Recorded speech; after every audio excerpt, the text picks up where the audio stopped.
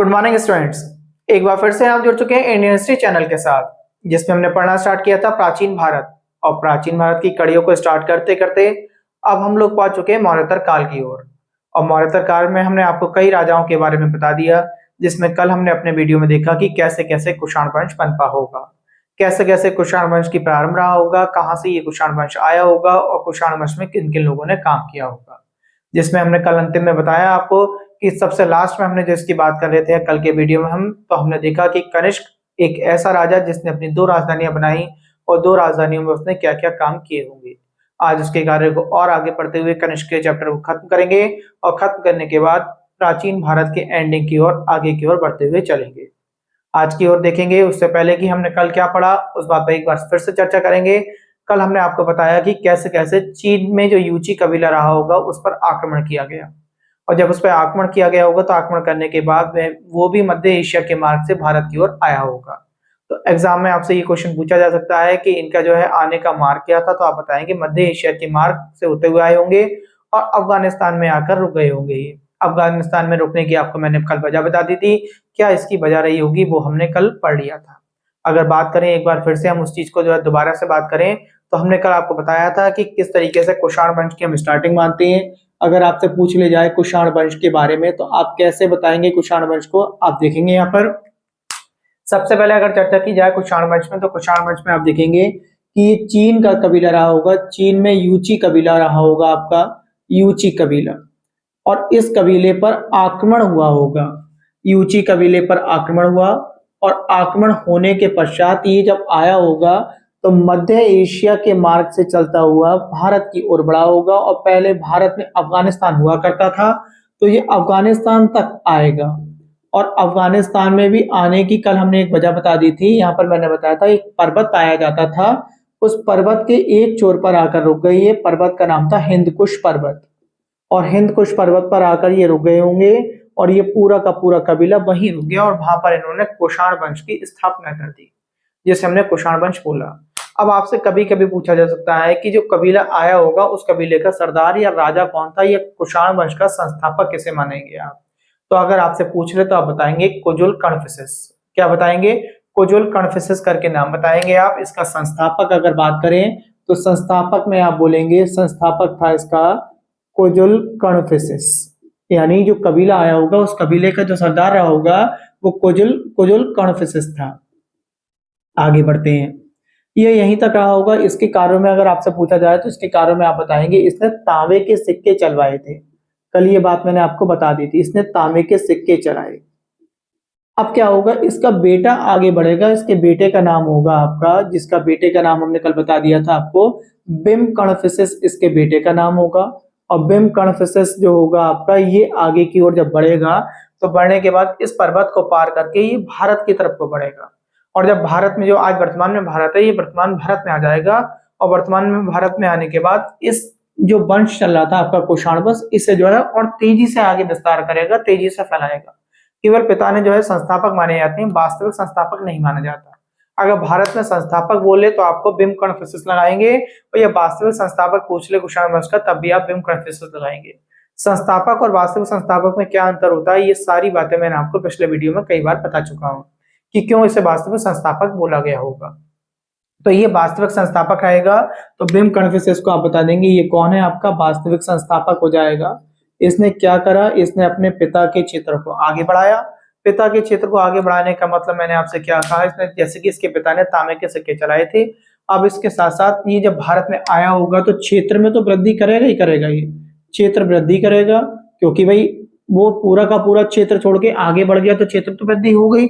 और क्षेत्र वृद्धि के साथ साथ अगर आपसे पूछा जाए इसने अपनी राजधानी बनाई है, तो राजधानी के बारे में आपसे पूछ लिया जाता है कि राजधानी इसने क्या बनाई।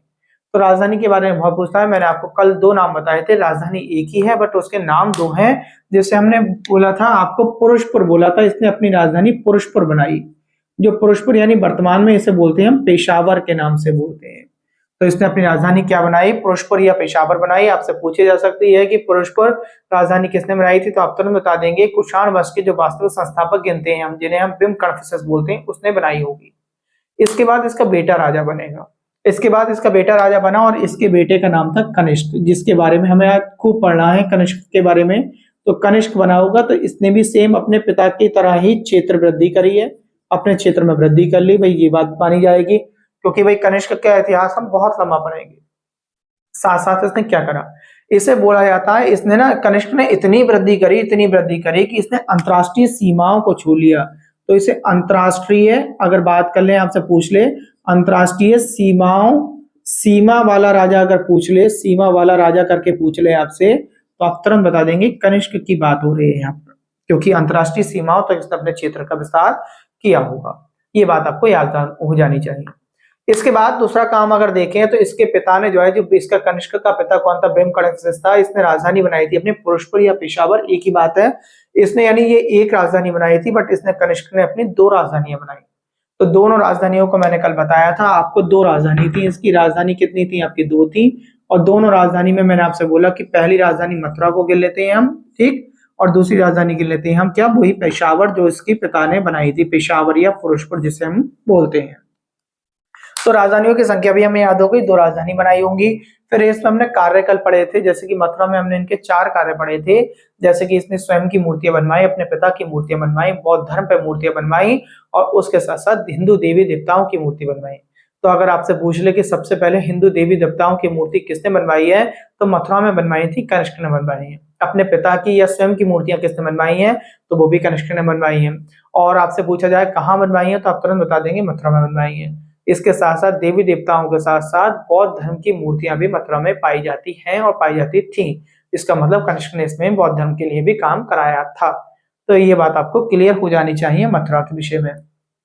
इसके बाद कल हमने पेशावर के विषय में भी आपको बहुत डिटेल में समझाया था कि पेशावर में इसने जो है एक, अगर आपसे कहा जाए तो 400 फीट ऊंची या 13 मंजिला एक जो है इमारत बनवाई, जिसे हमने संघाराम बोला है। बौद्ध भिक्षुओं के लिए इन्होंने एक संघाराम बनवाया, जिसमें जो है बौद्ध भिक्षु आए और आकर शिक्षा ग्रहण कर सकते हो या शिक्षा को जो है आगे बांट सकते हो।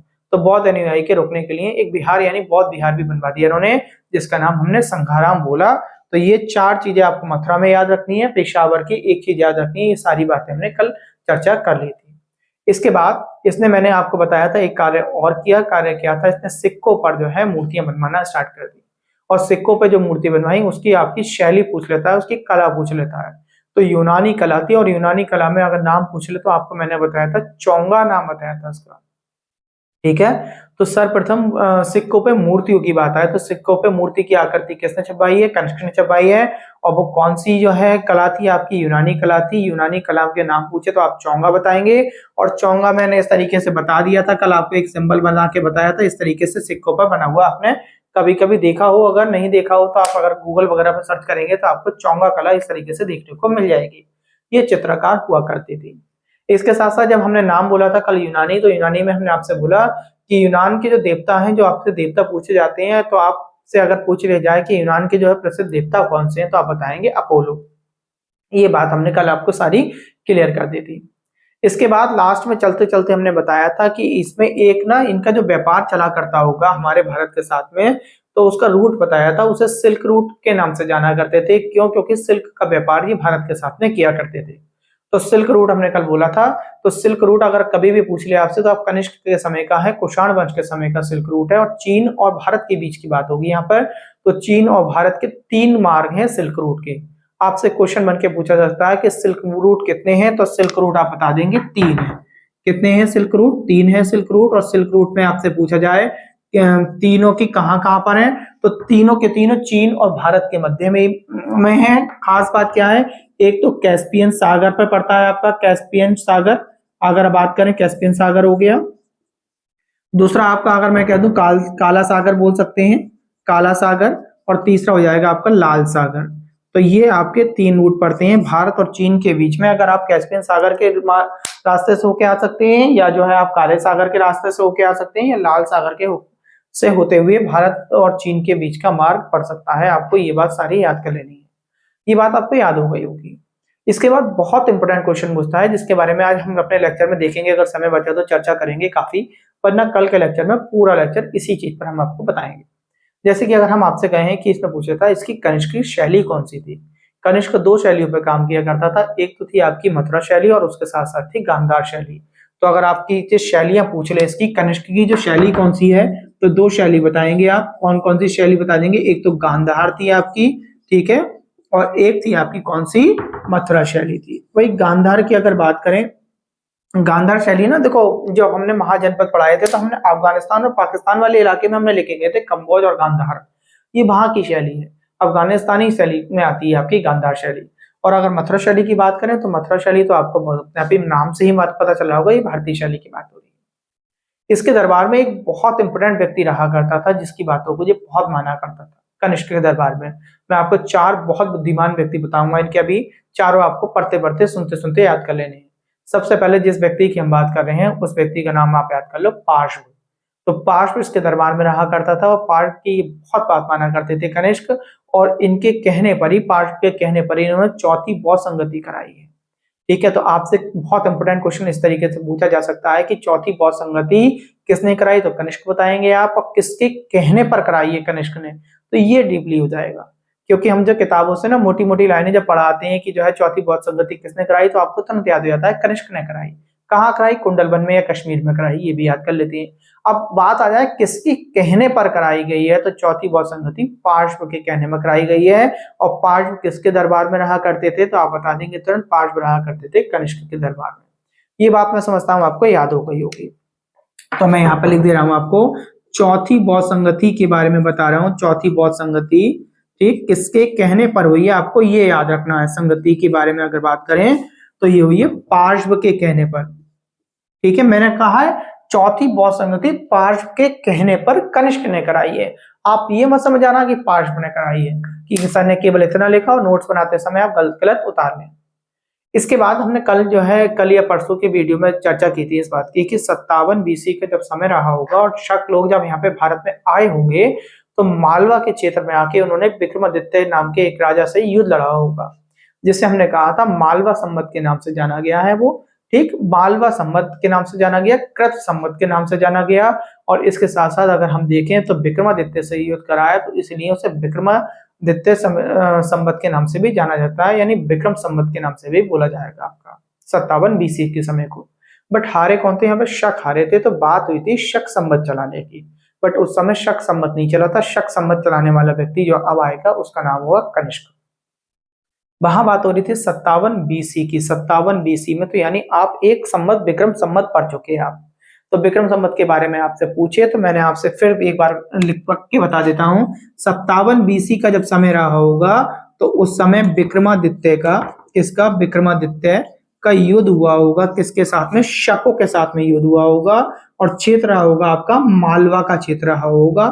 ठीक है, तो ये बात आपको ध्यान रखना है। तो इस वजह से 57 BC के समय को विक्रमादित्य या विक्रम संवत के नाम से जाना जाता है। इसी का युद्ध जो लड़ा गया था वो मालवा के क्षेत्र में लड़ा गया था, तो इसलिए इसे मालवा संवत बोलते हैं। और इसके साथ साथ आप याद रखेंगे कि इसे ही हम कृत संवत के नाम से भी जानते हैं। क्यों? क्योंकि संस्कृत में इसे कृत संवत से संबोधित किया गया है। ये बात आपके याद हो गई होगी। आज जो हम दूसरी संवत पढ़ रहे हैं तो दूसरी संवत हमसे बहुत पूछी जाती है, क्योंकि ये भारतीय संवत के नाम से भी कहलाती है। तो इसकी बात अगर हम करें तो 78 AD की बात करेंगे, ध्यान से समझना। देखिए 78 AD में जाकर जो है 78 AD में जाकर ये जो कनिष्क की बात कर रहे हैं हम, कनिष्क राजा बना होगा। कनिष्क राजा बना, तो जब कनिष्क राजा बन गया होगा तब से जो है आपकी एक नई संवत शक संवत चली है आपकी कनिष्क। तो उसकी जो है शाह और का वाली है शक संवत। तो ये वाले शक नहीं है जो पहले जो है मैंने कहा यूची कबीले से हार कर भारत में आए थे, ये उन शकों की बात नहीं हो रही है, ये कनिष्क के शक की बात हो रही है। शाह का शक, यानी ये शक संवत जो चली है कनिष्क से चली है। और कब से चली है? जब ये राजा बना होगा तब से जो है हमारी आपकी ये शक संवत चली है। शक संवत जैसे हम भारतीय संवत कहते हैं, हमारा जो हिंदू कैलेंडर है वो इसी के अनुसार काम करता है। और हिंदू कैलेंडर का पहला महीना आपने पढ़ रखा होगा। पहला महीना जो चलता है हमारा वो कौन सा पहला महीना? चैत्र का महीना है। ये क्वेश्चन भी पेपर में कई बार आया है। आप अगर क्या करेंगे तो पेपर में कई बार आपको ये क्वेश्चन भी आपको देखने को मिल जाएगा। देखिए सबसे पहले आपसे पूछा सकता है शक संवत का प्रारंभ किसने करा, तो आप बता देंगे कनिष्क ने करा। शक संवत के प्रारंभ कब से है? 78 AD से है। 78 AD का क्या इतिहास है वो मैंने आपको बता दिया। कनिष्क राजा बना था, इस वजह से ये इतिहास जो है 78 AD शक संवत के नाम से जाना गया। ये शकों की बात नहीं होती है, कनिष्क का शक आया है, ये बात आपको क्लियर हो गई होगी। दूसरी बात मैंने आपको बताया ये भारतीय कैलेंडर है आपका। पहला महीना कौन सा? चैत्र का है, ठीक है। और अंतिम महीना भी अगर आपसे पूछ ले तो फाल्गुन का महीना पड़ेगा आपका। पहला महीना चैत्र है और अगर अंतिम महीने की बात कर ले तो आप अंतिम महीने में तुरंत बता देंगे फाल्गुन का महीना है आपका, जिसमें होली होती है। आपको याद होगा शायद, होली फाल्गुन के महीने में मनाई जाती है। अब कभी कभी ना इंग्लिश डेट के अनुसार भी पूछ लेता है कि अंग्रेजी दिनांक बताइए क्या हो सकती है। तो अंग्रेजी दिनांक की अगर बात करें तो इंग्लिश डेट पूछ ले आप, तो इंग्लिश डेट में आप बताएंगे 22 मार्च। 22 मार्च की तारीख बताएंगे। 22 मार्च को जो है इंग्लिश कैलेंडर के अकॉर्डिंग जो है हिंदू नववर्ष मनाया जाता है। हिंदू नववर्ष, हिंदू नववर्ष, नववर्ष। और कभी कभी ना आपको मैं एक बात बता दूं कि जो लीप ईयर अगर आ जाए, लीप आ जाए, तो लीप वर्ष में आप ध्यान रखेंगे ये 22 मार्च की जगह 21 मार्च में हो जाएगा आपका, ठीक है। क्योंकि एक दिन बढ़ जाता है तो एक दिन बढ़ने की वजह से वो एक दिन पहले घटना घट जाएगी और एक दिन पहले घटना घटेगी तो इसे 21 मार्च के नाम से हम जानेंगे। ये बात आपको क्लियर हो गई होगी। अब इसने 2 शहर बसवाए हैं। अब इसके 2 शहरों की बात करेंगे तो 2 शहर जो बसवाए हैं उसका नाम था, एक का नाम था कुंडलवन और दूसरे का नाम था कनिष्कपुर। क्या क्या नाम था आपको एक बार फिर बता देंगे। आपको नाम बताएंगे कि सर ने बताया था, एक नाम था कुंडलवन और दूसरा नाम था आपका कनिष्कपुर, ठीक। अब इसकी जानकारियों के बारे में बात करेंगे। इसने 2 शहर बसवाए, 2 शहर। एक का नाम हो गया आपका कुंडलवन और दूसरा हो गया, हमने आपको क्या बताया, कनिष्कपुर बताया। अब देखिए इसकी ना कभी कभी आपसे पूछ लेता है, इसने ये 2 शहर बसवाए हैं कनिष्क ने, इसकी जानकारी कहां से प्राप्त होती है। ये क्वेश्चन देखो थोड़ा सा डीपली आ गया। डीपली आने का मतलब है क्यों? क्योंकि पेपर में कहीं से भी बना सकता है वो। तो आपसे पूछा सकता है कि इसकी जानकारी कहां से प्राप्त होती है। तो आप बताएंगे 1148 में एक किताब लिखी है। 1148 में एक किताब लिखी गई, कल्हण द्वारा लिखी गई है। उस किताब का नाम था राज तरंगिणी पुस्तक थी, वो संस्कृत भाषा में थी और ये कश्मीर पर आधारित थी। एक बार फिर से सुन लें, मैंने आपसे क्या कहा, 1148 एडी, 1148 एडी में एक पुस्तक लिखी गई है। किसने लिखी है? कल्हण द्वारा लिखी गई है। कल्हण द्वारा राज तरंगणी लिखी गई है। कल्हण द्वारा राज तरंगणी, राज तरंगणी पुस्तक लिखी गई है। और पुस्तक किस पर आधारित है? कश्मीर पर आधारित है आपकी। ये कश्मीर पर आधारित एक पुस्तक लिखी गई है। उस पुस्तक में लिखा गया है, इन दोनों शहरों के बारे में नाम बताया गया है, जिसका नाम मैंने आपको एक बता दिया। कौन कौन सा नाम बताया? ये लिख दिया, कुंडलवन और कनिष्कपुर को 2 शहर इसने बसाए होंगे। 1148 में लिखी गई पुस्तक है। और इस पुस्तक की अगर आपसे भाषा पूछ ले तो मैंने आपको भाषा भी बता दी अभी ओरल। तो ये पुस्तक जो लिखी गई है वो कौन सी भाषा में लिखी गई है? ये संस्कृत भाषा में पुस्तक लिखी गई है। तो ये बात भी आपको याद हो जाएगी। देखिए कई चीजें क्वेश्चन आपको याद हो गए होंगे लेक्चर को सुनते सुनते, इसीलिए मैंने बहुत बार आपसे बोला है कि केवल आप लेक्चर को ध्यान से समझते रहें। बहुत सारी चीजें जो होंगी आपको बात करते करते ही अपने आप याद हो जाएंगी। अब सबसे इंपोर्टेंट क्वेश्चन बनता है कि ये पूछा जाता है कनिष्क का अभिलेख कहाँ है। एक अभिलेख है जो कनिष्क का है, केवल कनिष्क की ही चर्चा हुई है उस अभिलेख पर, वो आप नहीं पढ़कर आते। आज इस चीज को सीखेंगे। देखिए कनिष्क के अभिलेख के बारे में अगर बात करें तो अफगानिस्तान में एक रब तक अभिलेख पड़ता है और अपने अफगानिस्तान का ये रब तक अभिलेख जो है वो कनिष्क का अभिलेख बोला जाता है। इसकी भी खास बात है। क्या खास बात है देखते हैं। देखिए आपसे पूछेगा वो कनिष्क का अभिलेख, कनिष्क का अभिलेख कहाँ है, तो आप तुरंत बता देंगे कहाँ है। ये है अफगानिस्तान में, अफगानिस्तान। और इस अभिलेख का नाम पूछे तो इस अभिलेख का नाम बताएंगे कौन सा है? रबतक अभिलेख है, रबतक अभिलेख। अच्छा खास बात बोली अभी सर ने की, खास बात क्या है? इस पे भारतीय 4 शहरों के नाम है, 4 शहरों के नाम दे रखे हैं। ये भारतीय शहर है। पाया कहाँ गया है? अफगानिस्तान में। इसलिए खास बात हो गई, क्यों? अफगानिस्तान अब हमारे देश का हिस्सा नहीं है। अब उन चारों के बारे में पूछा जा सकता है, चारों आपके कौन कौन से हैं। तो चारों में आप बताएंगे नंबर 1 पे कौशाम्बी, नंबर 2 पे चंपा, नंबर 3 पे आप बता देंगे पाटलिपुत्र और नंबर 4 पे हो जाएगा आपका साकेत। ठीक, एक बार फिर से बोलेंगे, कौशाम्बी, चंपा। 4 शहर कौन कौन से बताए हमने? एक तो बताया आपको कौशाम्बी, कौशाम्बी ये आपके प्रयागराज के पास पड़ता है कौशाम्बी। नंबर 2 पर हो जाएगा आपका चंपा, ठीक। नंबर 3 पर आपको मैंने कौन सा बताया, पाटलिपुत्र। पाटलिपुत्र पाटलिपुत्र आपको मालूम होगा, चंपा के विषय में भी आपको पता होगा ये दोनों कहाँ पाए जाते हैं। इसके बाद चौथे नंबर पर अगर बात करें तो चौथे नंबर पे आप याद कर लेंगे साकेत। कौन सा है, साकेत। देखिए हमने आपसे अभी क्या कहा, हमने आपसे कहा कि हमने आपको बताया कि कनिष्क का एक अभिलेख पाया जाता है, वो आपसे एग्जाम में बहुत पूछा जाता है कि कनिष्क का अभिलेख कहाँ है। तो आप बताएंगे कनिष्क का अभिलेख जो है अफगानिस्तान में है, और उस अभिलेख का नाम क्या है, रब तक अभिलेख है। और इस अभिलेख की खासियत यह है कि इस पे 4 भारतीय जो है 4 भारतीय शहरों के नाम लिखे हुए हैं, और 4 भारतीय शहरों के नाम बता देंगे। एक बार फिर से सुन लें, ये क्वेश्चन बहुत बनता है इसलिए मैं आपको बता रहा हूँ, बार बार इन चीजों को मैं आपसे कह रहा हूँ। सबसे पहले मैंने आपसे कहा आपको क्या याद रखना है, आपको याद ये रखना है कि कनिष्क ने 2 शहर बसवाए, उसका नाम था आपका कुंडलवन और आपका हो गया कनिष्कपुर।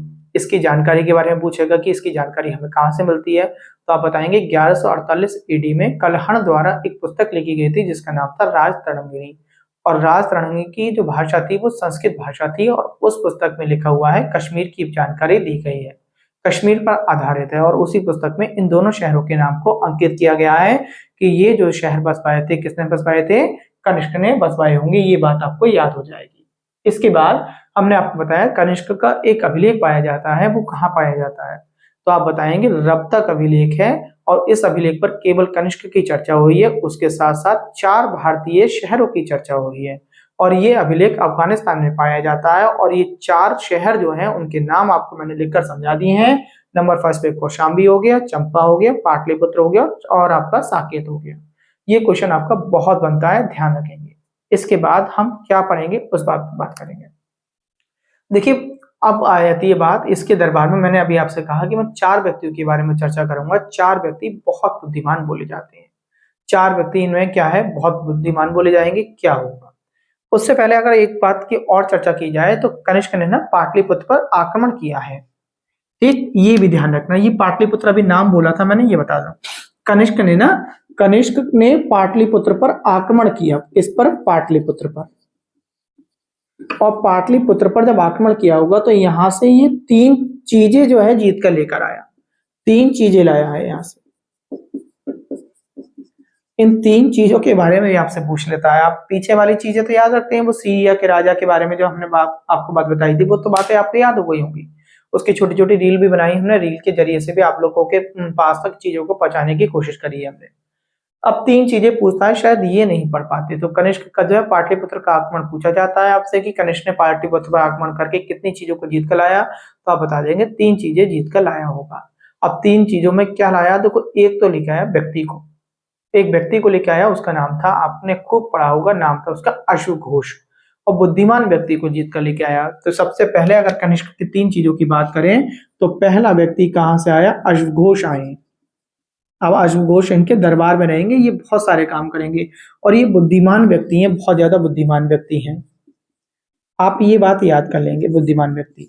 अब देखिए कितना डीपली क्वेश्चन बन गया। अभी इसी क्वेश्चन को मैं आपको अभी नहीं बताता, 3 चीजें के बारे में जो चर्चा कर रहे हैं, और मैं आपसे केवल ये बोल देता कि आप मुझे बताइए अश्वघोष कहाँ से आए थे। तो अश्वघोष, अब आपने एक कहानी के जरिए से सुन रहे हैं तो आपको याद आ गया, एकदम तुरंत आ गया कि सर ने बताया था पाटलिपुत्र पर जब कनिष्क ने आक्रमण करके लेके आया तो 3 चीजें लाया था, जिसमें पहले नाम बताया था सर ने अश्वघोष। तो अश्वघोष कहाँ के थे, पाटलिपुत्र के थे। तो कनिष्क के दरबार में आने से पहले अश्वघोष कहाँ के थे, तो आप तुरंत बता देंगे कहाँ के थे, पाटलिपुत्र के थे। बन गया डीपली क्वेश्चन आपका।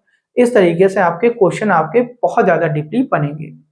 इसके बाद दूसरी चीज की अगर हम बात करें तो दूसरी चीज लाया था, ये एक मुर्गा लाया था, अद्भुत मुर्गा करके बोल सकता हूं मैं से, अद्भुत मुर्गा।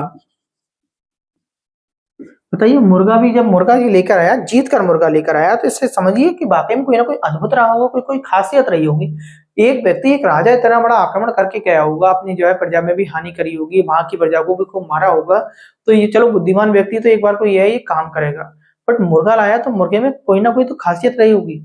ऐसा तो है नहीं कि मुर्गा को केवल उसका जो है मन करा होगा कि आज भी कुछ जो है अच्छी सी रेसिपी बनानी है तो मुर्गा ले आओ। कहाँ से लेके आएंगे हम, जब पाटलिपुत्र से कोई मुर्गा मार कर लेकर आए, शिकार करने चल रहे हैं पाटलिपुत्र एक मुर्गे का।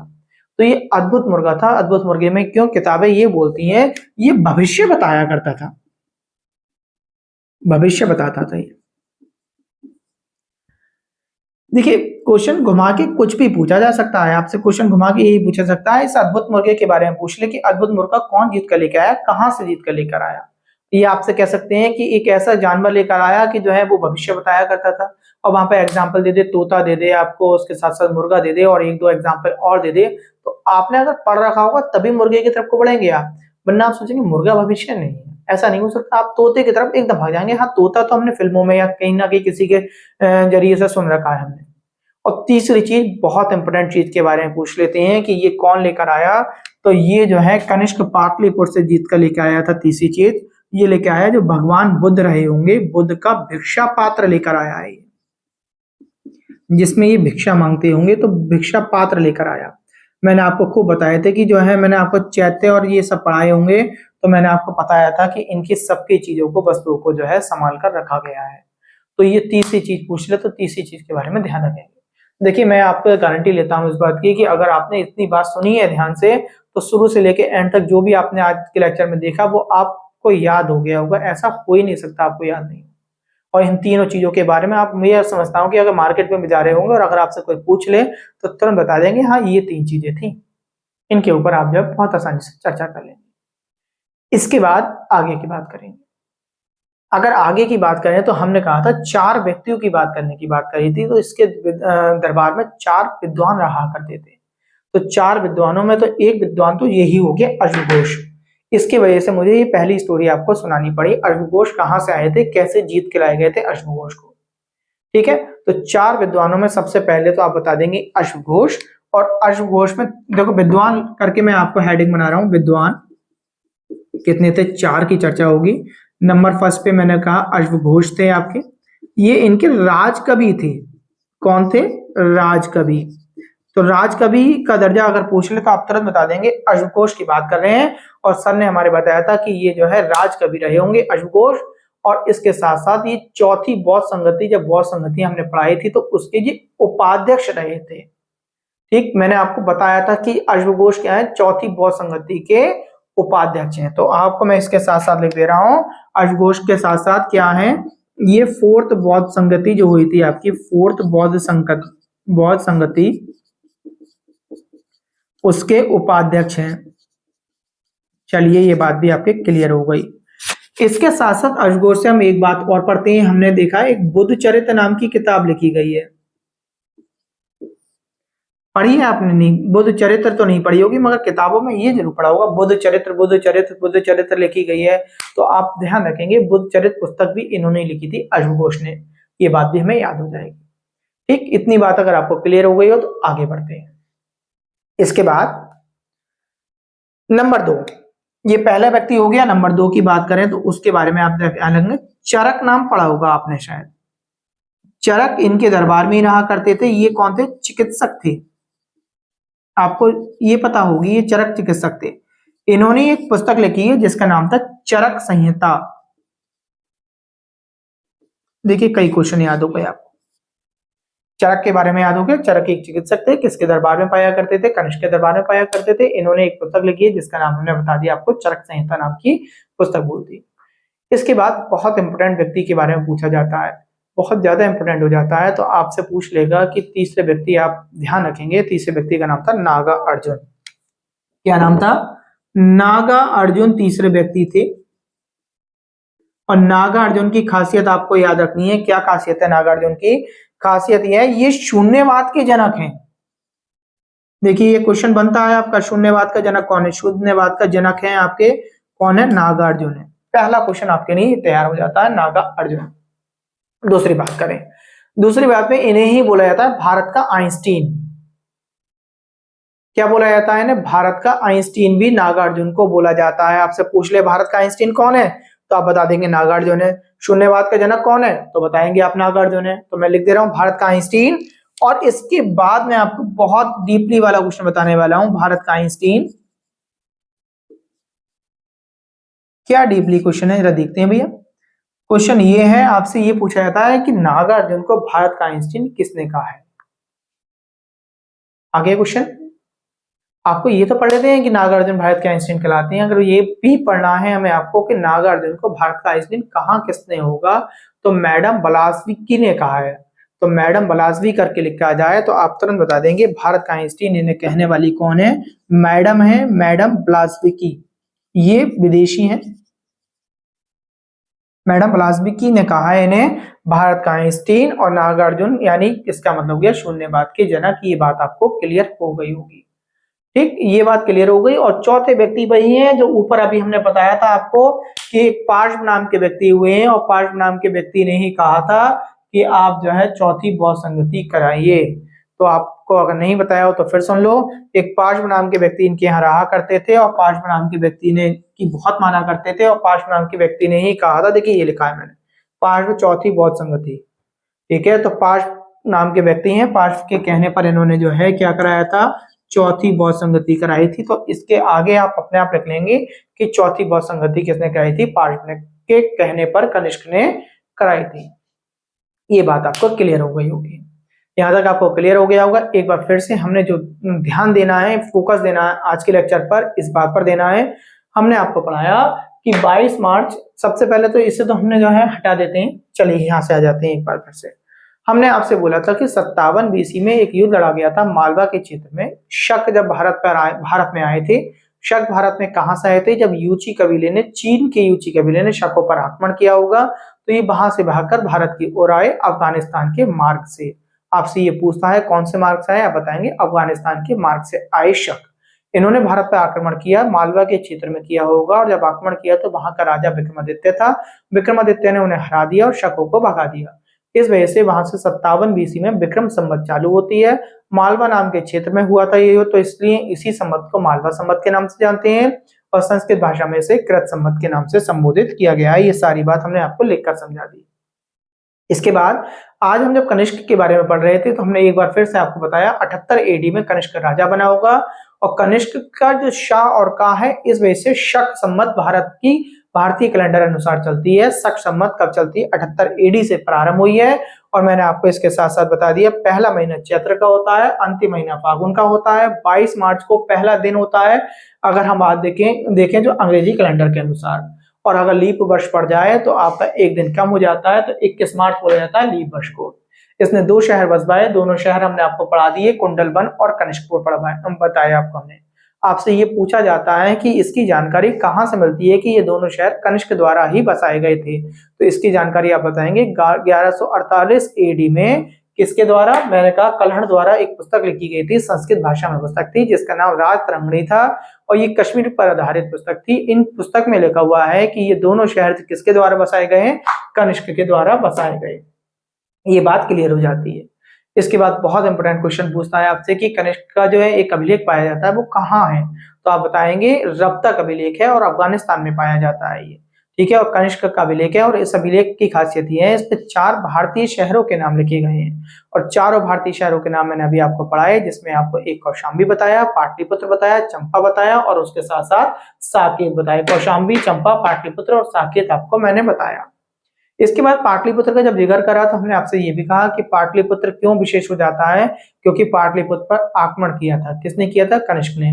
और आक्रमण करने का कारण बताया क्योंकि ये वहां से 3 चीजें जीत कर लेकर आया। इन 3 चीजों के बारे में हम नहीं पढ़ते थे, वो आज हमने पढ़ लिया, जिसमें 3 चीजों में हमने देखा, सबसे पहले एक व्यक्ति को लेकर आया अश्वघोष, जो इनके बाद में राजकवि बने हैं। ठीक है, और चौथी बौद्ध संगति के उपाध्यक्ष भी बनेंगे ये। तो बुद्धिमान व्यक्ति लेकर आया एक अश्वघोष को, एक लेकर आया मैंने आपको क्या बताया कि अद्भुत मुर्गा लेकर आया, कि ये भविष्य बताया करता था। इस पर अभी हमने अपने वीडियो में काफी सारी चर्चा करी है। इसके साथ साथ अगर हम देखें तो बुद्ध का भिक्षा पात्र लेकर आया, जिसमें भगवान बुद्ध जो है भिक्षा लेते होंगे, वो भिक्षा पात्र भी बुद्ध का लेकर आया। कौन लेकर आए, कनिष्क लेकर आए। ये कहानी हमने पढ़ ली। इसके बाद 4 विद्वानों के बारे में हमने चर्चा करी।